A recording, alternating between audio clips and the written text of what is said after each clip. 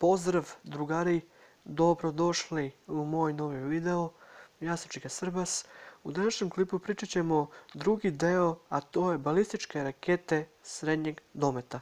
Uživajte u klipu.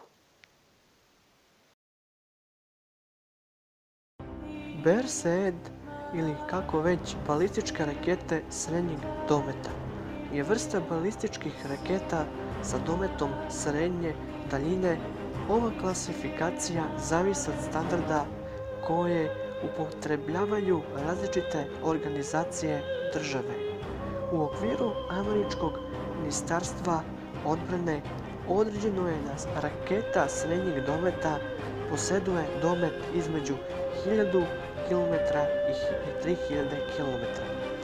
U modernoj terminologiji balističke rakete srednjeg dometa predstavljaju deo šire grupacije takozvano bojišnih balističkih raketa koje obuhvataju sve balističke rakete sa dometom manjim od 3500 km.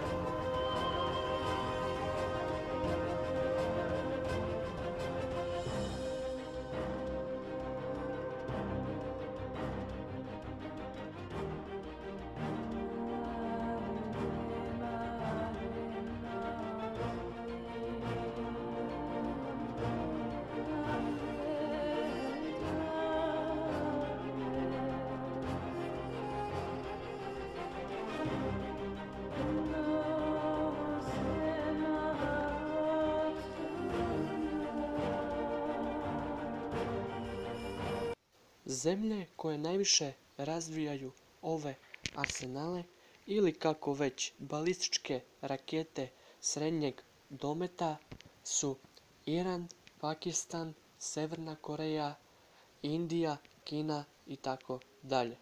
Hvala vam drugari što ste gledali ovaj klip.